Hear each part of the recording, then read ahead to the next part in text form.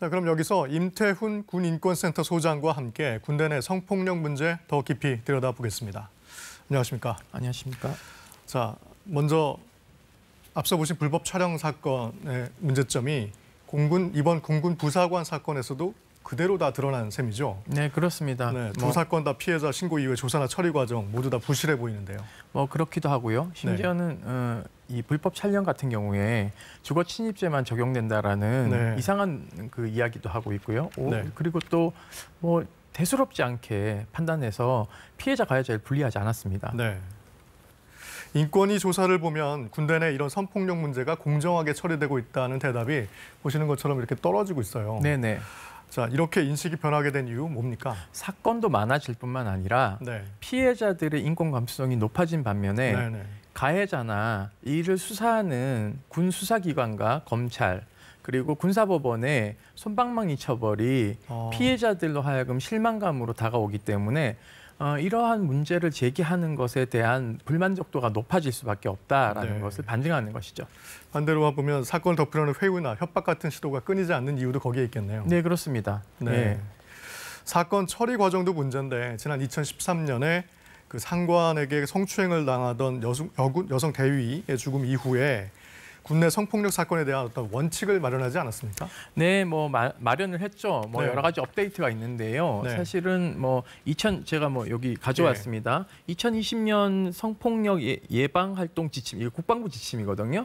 여기에는 뭐라고 적혀 있냐면 피해자 보호 지원 강화가 있습니다. 비밀 보장 엄수나 피해자 가해자 분리 조치 그리고 피해자 중심의 인사관리를 하라 그랬는데 이게 전혀 지켜지지 않았고요.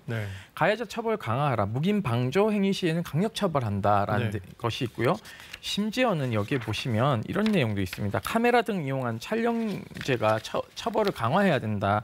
심지어는 이러한 범죄가 발생 시 속보 사안이다. 즉 속보라는 것은 최고지휘부에 빨리 알려라.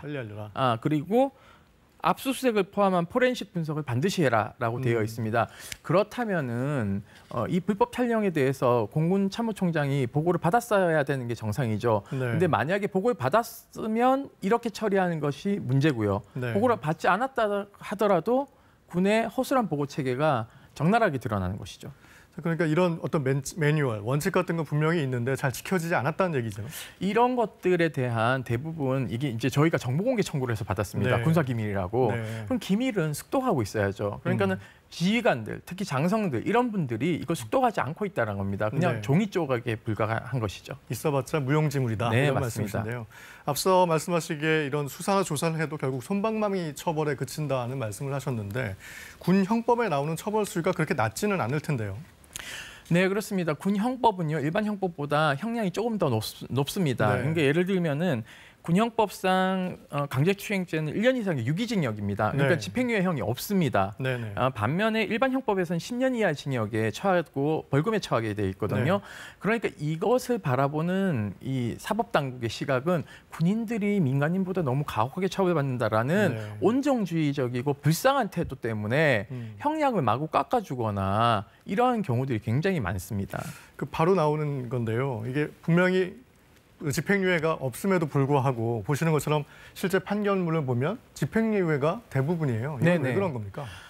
말씀드렸지만 이게 고질적인 문제인데요. 군 내부에서 모든 재판이 수사가 기소가 이루어지지 않습니까? 우리 민간에서는 사법부가 독립돼 있죠. 그러니까 검찰이 지휘관의 영향이라는 게 없습니다. 대통령이 재판에 관여할 수 없거든요. 하지만 국방부 장관이나 누가 재판에 관여할 수 있으니까 이런 것들이 보이지 않는 손에 의해서 감경될 가능성이 높고요. 또 하나는 가해자가 굉장히 예를 들면 정관예우라고 하죠.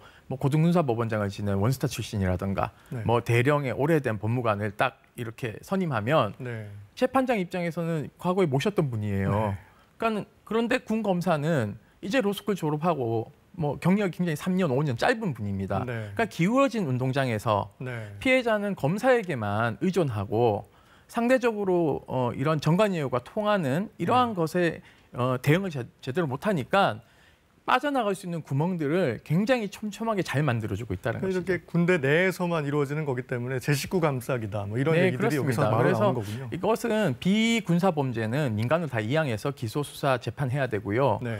그리고 저는 이 사안에 대해서 과연 군이 제대로 진행할 수 있을까 의문입니다. 네. 예를 들면 비행단에서 수사했다가 공군으로 올렸습니다. 네. 장관이 명령해서 국방부 검찰단을 올렸습니다.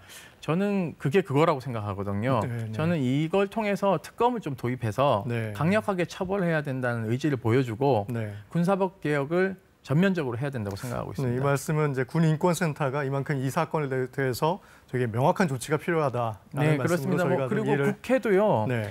특위나 아니면 여성가족위를 통해서 저는 긴급 청문회를 해야 된다고 보고 있습니다. 예. 왜 이것이 작동하지 않는지에 대해서 장관님과 각군 총장들 모시고 점검하고 네. 따질 건 따지고 질책은 질책해야 된다고 보고 있고요. 네. 저는 군 수뇌 보고 책임지는 모습 좀 보였으면 좋겠습니다. 네.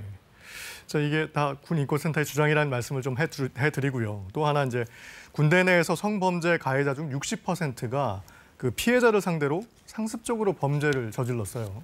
네, 그렇습니다. 구조적인 문제 아닙니까? 이것이 왜 이렇게 되냐면요. 네. 장기간 지속적으로 그 성폭력이 이루어질 수밖에 없는 권력형 성범죄입니다. 네. 그러니까 피해자 입장에서는 위계 질서가 분명하니까요. 그렇죠. 네. 피해자 입장에서는 거절도 잘 못하고요. 네.